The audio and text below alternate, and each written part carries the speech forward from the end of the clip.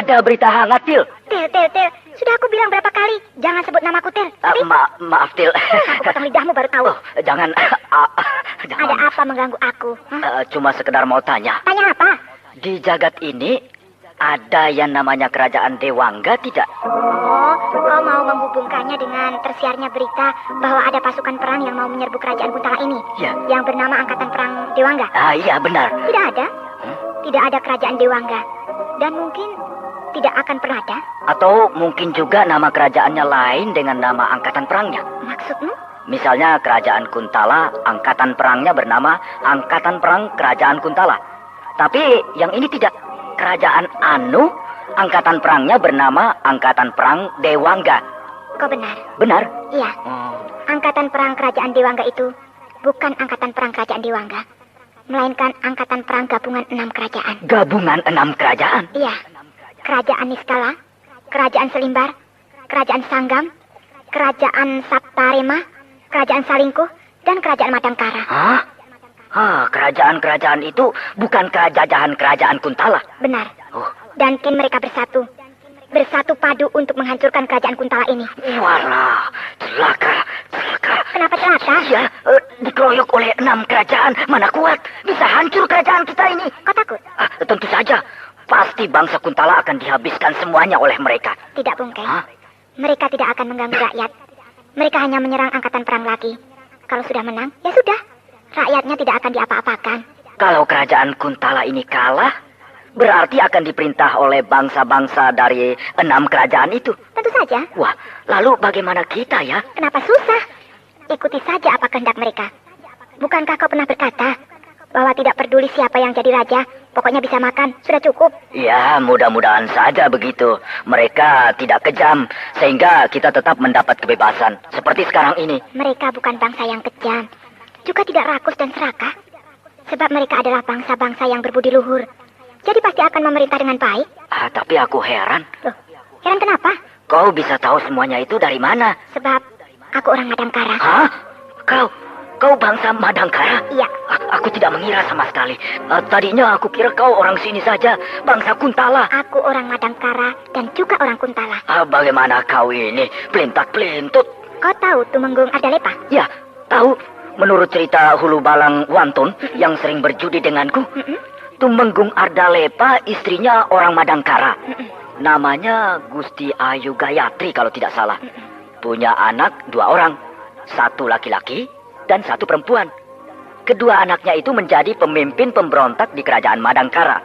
Lalu Tumenggung Ardalepa dipecat dan dipenjara. Iya, cerita itu memang benar. Oh, begitu ya. Kau tahu namanya kedua anak Tumenggung Ardalepa itu? Kata Hulu Balang Wantun, yang laki-laki namanya Brahma. Yang perempuan namanya sama dengan kau. Kau tidak percaya aku putri Tumenggung Ardalepa? Masa anak Tumenggung jadi penjahat? Tumenggung Ardalepa itu terkenal pejabat tinggi keraton yang baik. Ramah tamah, halus tutur katanya, baik budi, dan cinta pada sesama. Kalau kau sebaliknya, berangasan, kejam, ganas, urakan, ugal-ugalan begitu ya. Salah sedikit main bunuh. Julukanmu saja mengerikan, si pedang setan. Sebab kelakuanmu persis kayak setan. Sudahlah Mantili, jangan ngaku-ngaku anak bangsawan. Kau ini anak raja penjahat kan?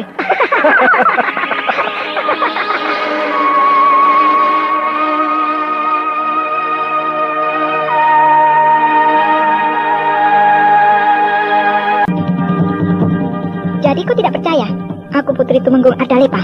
Memang kau nampak sebagai seorang perempuan bangsawan, cantik dan anggun. Tapi sifatmu bertolak belakang dengan watak bangsawan. Baik, tunggu sebentar. Mau kemana? Mengambil cincin. Cincin?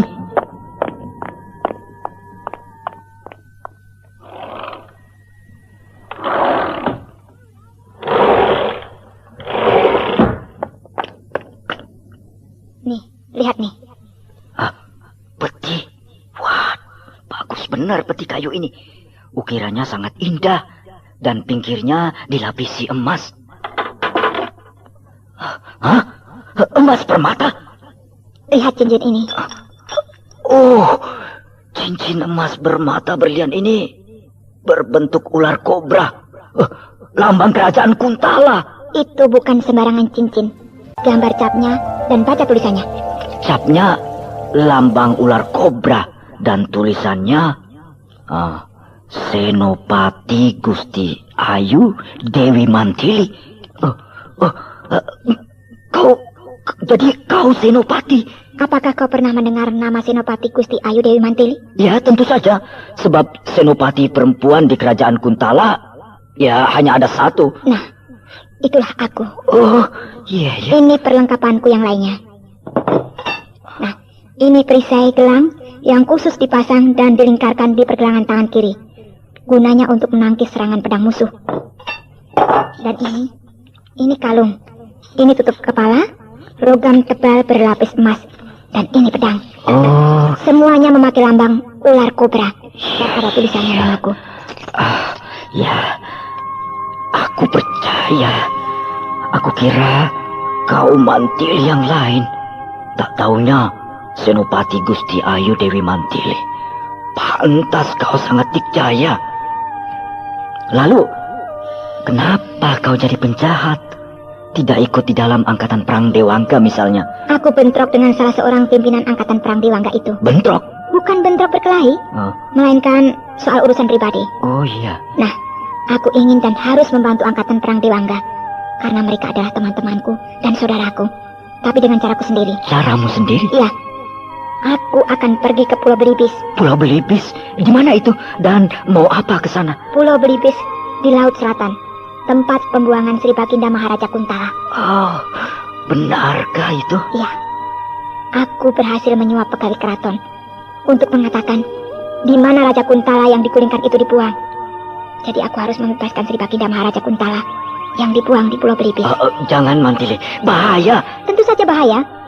Sebab pasti Pulau Belibis dijaga ketat. Tapi bagi pedang setan tidak ada yang perlu ditakuti. Kau tidak percaya? Ya, aku percaya. Sebab kau sangat dikjaya. Tapi apa? Partai pedang setan mau diapakan kalau kau tidak ada? Aku mengundurkan diri. Hah? Bongkeng, Ya. apalagi yang aku harapkan dari partai pedang setan ini? Berkelahi sudah kenyang. Dari berkelahi dengan penjahat kelas teri sampai kelas kakap, bahkan dengan petugas keraton. Kemudian memeras, menculik, merampok, dan sebagainya. Uang dan harta sudah bertumpuk. Sudah kenyang aku bergelimang kemewahan. Hidup bagaikan ratu di rumah gedong yang laksana istana ini. Dilayani oleh para emban dan jongos, dikelilingi para pengawal pribadi. Aku sangat terkenal dan takuti.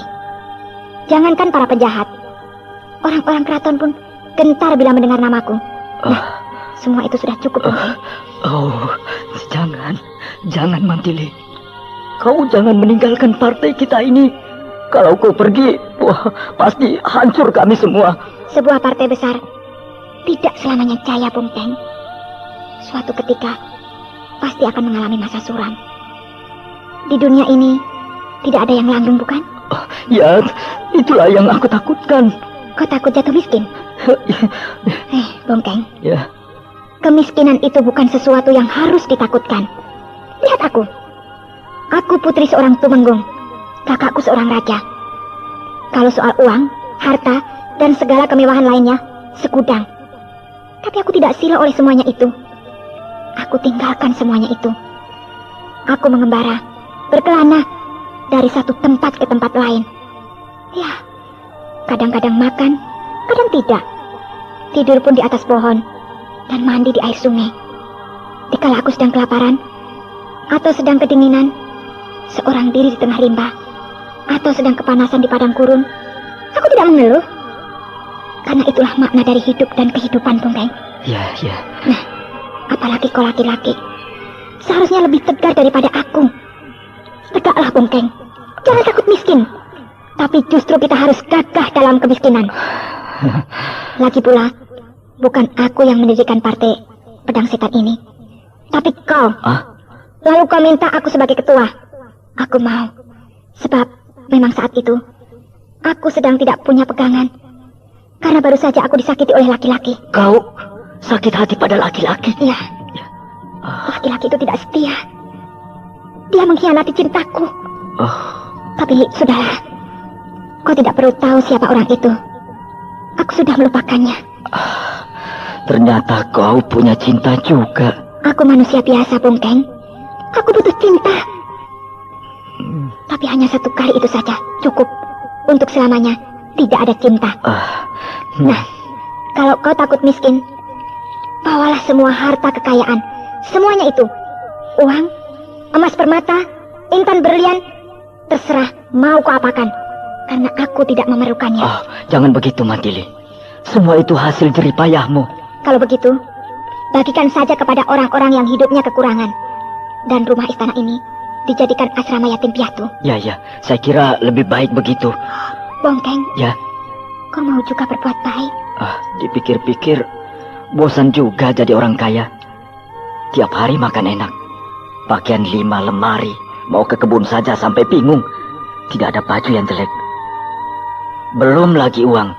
Kadang-kadang melihat uang jadi cicik. Habis mau diapakan uang sebanyak itu? Ya, terutama kalau tidak ada kau, aku jadi patah semangat. Mau apa-apa malas. Ya, terus terang, aku tidak mau berpisah sama kau, Mandili. Kalau begitu, kau ikut ke Pulau Belibis? Ya, ikut. Bagus.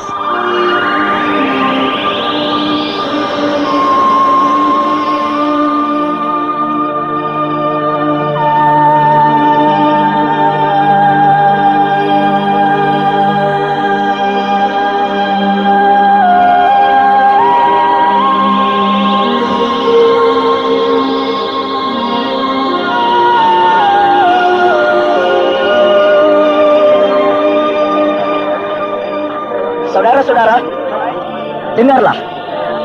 Partai kita, yaitu Partai Pedang Setan, akan dibubarkan. Rumah istana ini, yang juga merupakan markas kita, akan diberikan kepada panti asuhan untuk dijadikan asrama anak-anak yatim piatu. Harta kekayaan kita akan dibagikan kepada fakir miskin. Ya, tapi tentu saja kalian juga dapat bagian. Tapi saudara-saudara, bukan berarti nama Partai Pedang Setan dikubur untuk selama-lamanya. Tidak, bukan begitu. Melainkan berganti haluan. Kalau dulu kegiatan kita di bidang kejahatan, sekarang sebaliknya, di bidang kebajikan. Siapa yang akan mengikuti jejak pemimpin kita, si Pedang Setan, tidak boleh kemana-mana. Tetap kumpul di sini. Sebab besok pagi sudah harus berangkat. Sedangkan bagi yang tidak ikut, tidak apa-apa. Kalian bebas menentukan jalan hidup sendiri-sendiri. Sekian.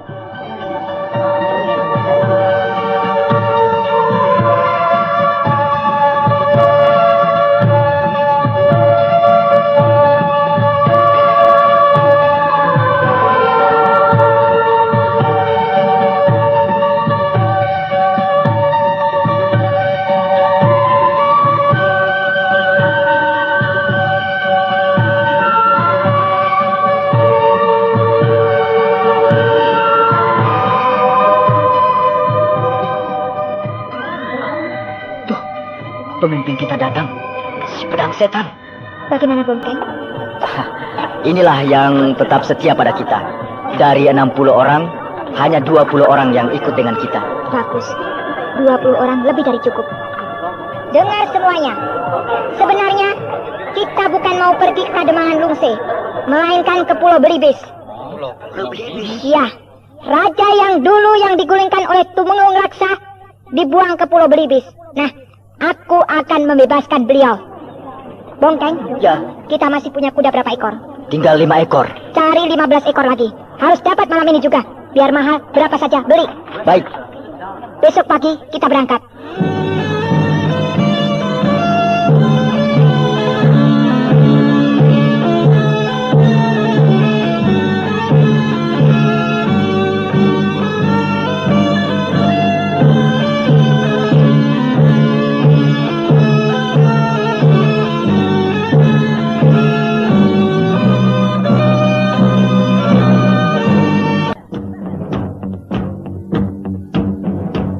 Kurang ajar. Betapa kita tertipu. Ada apa, Kanjeng Tumenggung Gardika? Pagi-pagi sudah naik hitam. Si pedang setan itu adalah Mantili. Yang betul, Kanjeng. Ya, beberapa orang bekas anak buahnya di tempat perjudian ngoceh menceritakan partai pedang setan yang dibubarkan.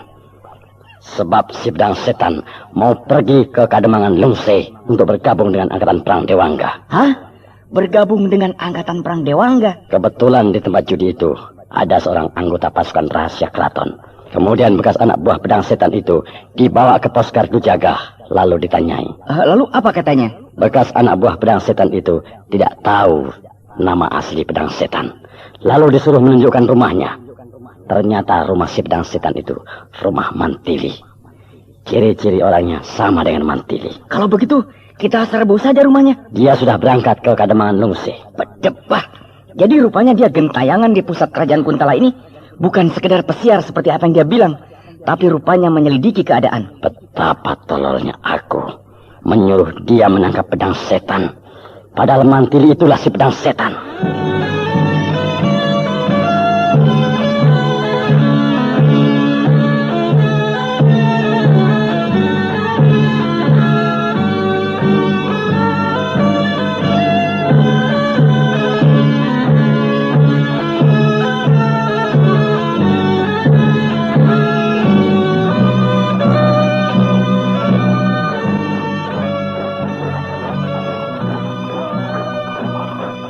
Tuanku Brahma, ada apa aku tahu? Kita hampir tiba di Kademangan Lintang. Iya, aku sudah melihat Bukit Sangku. Dan di balik Bukit Sangku itulah terletak Kademangan Lintang. Iya, benar. Hentikan pasukan. Berhenti! Semua panglima berkumpul. Semua panglima kumpul!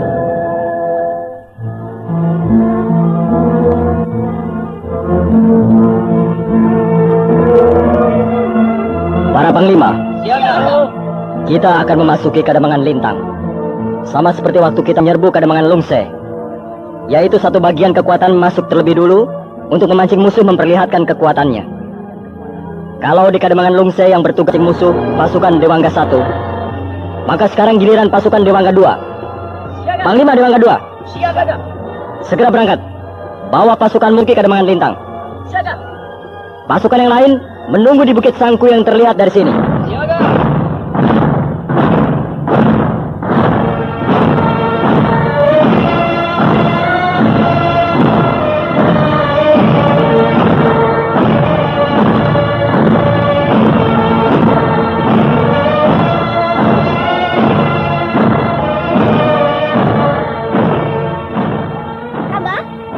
Harnum? Bukankah kau tergabung di dalam pasukan Dewangga 2? Iya, benar. Kalau begitu, kau yang mendampingi Panglima Dewangga 2? Iya, setiap panglima didampingi oleh seorang bangsawan. Nah, pendamping Panglima Dewangga 2 adalah aku. Aku ikut. Ikut kemana? Ikut dengan kau. Sebagai orang pertama yang harus masuk ke jantung pertahanan Kademangan Lintang. Aku sih boleh saja. Tapi kau harus minta izin dulu pada Panglima Dewangga 2. Sudah. Lalu apa katanya? Malah dia menyuruh aku minta izin padamu. Ya, baiklah. Kau boleh bergabung dengan aku. Harnum. Aku sudah tahu semuanya. Pati Gotawa yang cerita. Kenapa kau tidak terus terang padaku? Dari dulu, bahwa Mantili tunanganmu. Lupa. Kok bisa sampai lupa? Ya, tidak tahulah aku.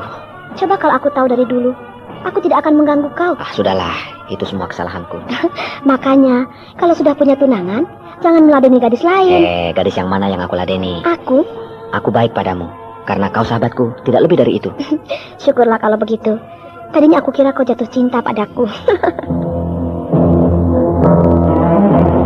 Nah, gapura tapal batas Kademangan Lintang sudah tampak. Ya, dan Panglima Dewangga 2 sudah menghentikan pasukan perangnya. Oh, lihat. Panglima sudah mengangkat tangan kirinya sebagai tanda bahwa aku harus siap siaga untuk segera masuk ke jantung pertahanan musuh. Ya, aku akan mengikutimu dari belakang. Tunggu sampai tangan Panglima turun. Ya, tangan Panglima Dewangga 2 sudah turun.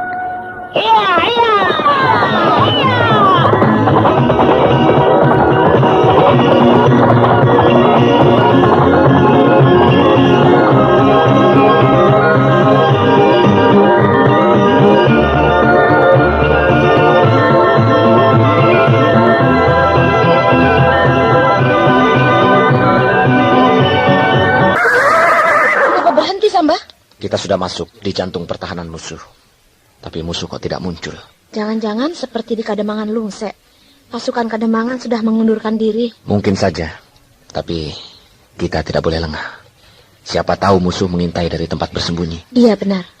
Ayo sekarang jalan terus. Tapi tidak usah memacu kuda. Jalan biasa lambat-lambat. Iya.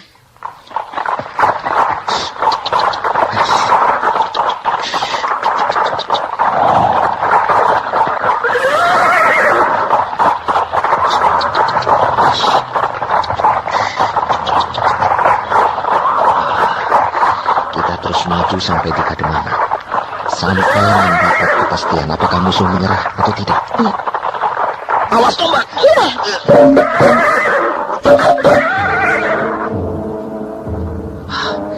Si pelempar tombak, satu dari kiri dan satu di kanan. Iya.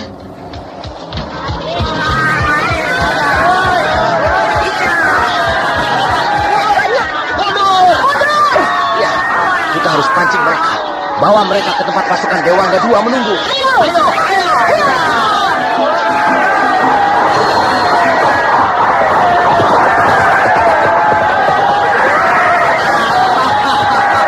Mereka wajah kita rupanya. Mereka tidak tahu. Mau dibawa ke dalam gimana? Iya, ayo.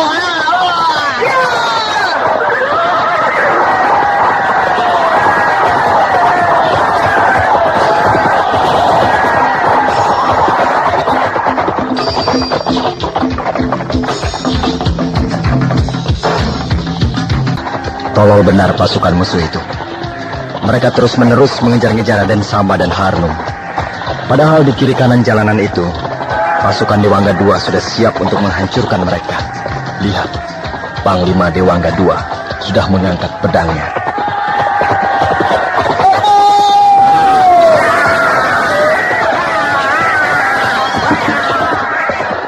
Lihat, pasukan kita keluar dari persembunyian dan langsung menyerbu pasukan musuh yang mengejar kita. Rasakan orang-orang Kademangan Lintang. Rasakan gempuran pasukan Dewangga II.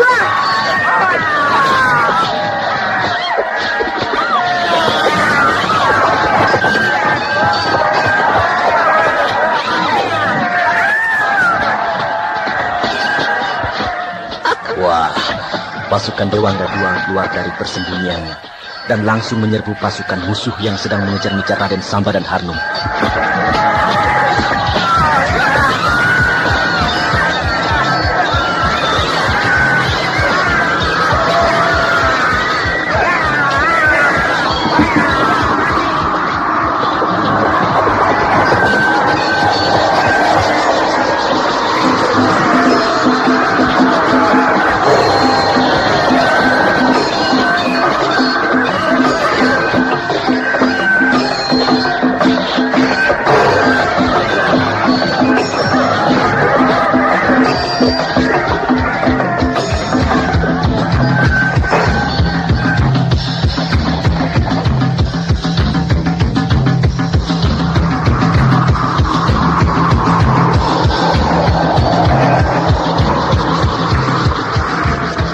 Panglima tertinggi tuanku, Kakang Brahma. Aku di sini, Samba. Musuh sudah menyerah. Pasukan perang Kademangan Lintang menyatakan takluk pada kita. Iya, dari puncak bukit Sangko ini, aku bisa melihat dengan jelas ke arah pertempuran itu. Lalu apakah titah Kakang selanjutnya? Segera masuk ke dalam Kademangan Lintang. Daulat Kakang. Tapi lalu bagaimana dengan beberapa bagian kekuatan pasukan musuh yang melarikan diri? Apakah perlu diadakan pengejaran? Tidak perlu. Biarkan saja. Toh nanti juga akan bertemu lagi dengan kita. Daulat Kakang. Yang menyerah lucuti senjatanya dan dijadikan tawanan perang. Dijaga oleh pasukan Dewangga III. Setelah itu seluruh angkatan perang Dewangga berbaris dengan rapih memasuki Kademangan Lintang. Daulat Kakang. Lakukan. Siaga.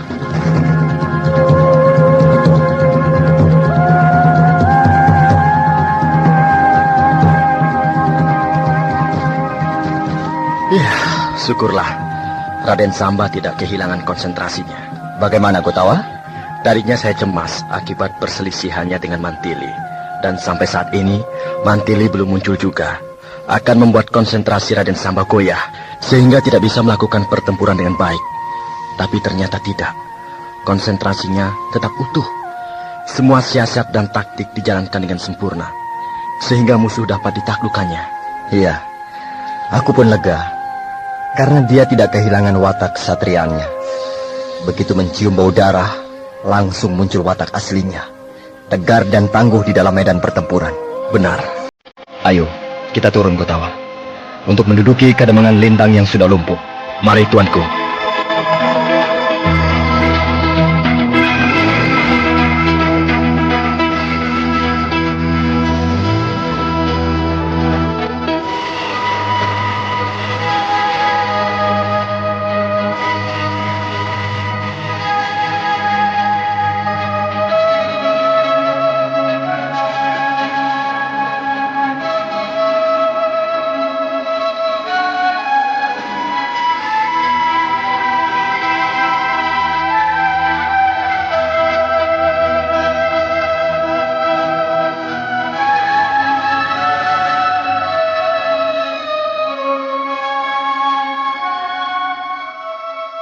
Raden Samba, daulat tuanku Kakang Brahma. Panglima Dewangga 1, 2, 3, 4, 5, dan 6. Apakah saudara-saudara melihat ada kelainan dari pasukan musuh yang menghadang kita tadi siang? Ada tuanku. Apa itu? Pasukan musuh terbagi dalam 3 kekuatan. Terlihat dari 3 jenis pakaian seragam dan 3 jenis pula perlengkapan senjatanya. Lalu kenapa begitu? Saya kurang begitu paham tuanku. Itu tandanya pasukan musuh yang bertempur dengan kita bukan hanya terdiri dari pasukan perang Kademangan Lintang saja, melainkan ada kesatuan pasukan perang lain yang membantu mereka. Pasukan perang dari mana, tuanku? Dari Kademangan Tangkur dan Kadipaten Lampar. Kadipaten Lampar dan Kademangan Tangkur mengirimkan pasukan perangnya untuk membantu pasukan perang Kademangan Lintang ini di dalam membendung laju gerak pasukan perang kita, Angkatan Perang Dewangga. Tapi rupanya mereka tidak mengirimkan pasukan perangnya secara keseluruhan, melainkan hanya sebagian saja. Rupanya mereka mau melihat sampai di mana kekuatan kita. Tapi mereka terkecoh, sebab yang terlibat dan pertempuran itu hanya pasukan Dewangga 1. Jadi hanya 1/6 dari kekuatan angkatan perang kita. Iya, benar. Namun demikian, mulai besok perjalanan kita sedikit demi sedikit akan mulai terasa berat. Sebab berita munculnya pasukan perang kita yang bernama Angkatan Perang Dewangga sudah sampai ke pusat kerajaan Kuntala. Dan sudah tentu pula, mereka sudah mulai melakukan persiapan-persiapan untuk menghadapi kita. Akan tetapi kalau kerajaan Kuntala mengirimkan angkatan perangnya, akan makan waktu yang lama untuk bisa bertemu dengan kita. Sebab terlalu jauhnya perjalanan yang harus mereka tempuh. Mungkin 26 hari baru bisa berhadapan dengan kita. Jadi yang akan menghadang kita kebanyakan adalah gabungan pasukan perang dari beberapa kademangan dan kadipaten yang akan kita lalui. Sebelum kita sampai di Kadipaten Lampar, masih ada berapa kademangan lagi, tuanku? 1 kademangan, yaitu Kademangan Tangkur. Di Kademangan Tangkur, mungkin kita tidak akan menemui kesulitan yang berarti. Akan tetapi nanti di Kadipaten Lampar, nah, disitulah kita akan dihadapkan kepada perang yang sesungguhnya.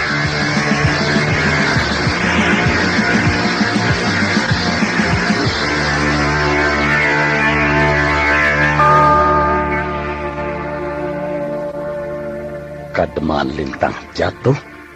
Benar, Kanjeng Temenggung Gardika. Pasukan perang yang diperbantukan ke Kademangan Lintang hanya sebagian kecil saja, Kanjeng. Hanya untuk mengukur sampai di mana kekuatan angkatan perang Dewangga itu. Kira-kira pasukan perang kita yang diberangkatkan 2 hari yang lalu sudah sampai di mana? Mungkin baru sampai di wilayah Kadipaten Panglayang. Iya, perjalanan memang terlalu jauh. Tapi kalau kita lebih dulu sampai di Kupit Kumparan daripada mereka, adalah merupakan suatu keuntungan besar bagi kita. Sebab kita dapat menjepit mereka dan menghancurkan mereka di Kupit Kumparan itu. Saya yakin bisa, Kanjeng. Sebab perjalanan kita normal, tidak ada penghalang. Tetapi perjalanan mereka akan lambat. Sebab untuk bisa sampai di Kupit Kumparan, mereka harus melakukan beberapa kali pertempuran. Yang jelas, akan memperlambat laju gerak mereka. Kau benar.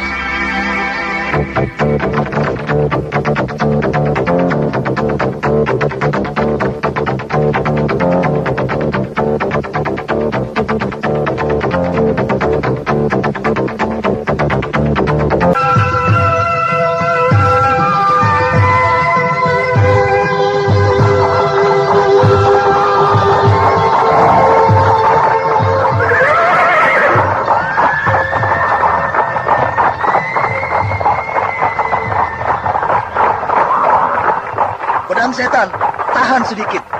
Anak buah kita ketinggalan di belakang. Oh ya? Kau berpacu terlalu cepat.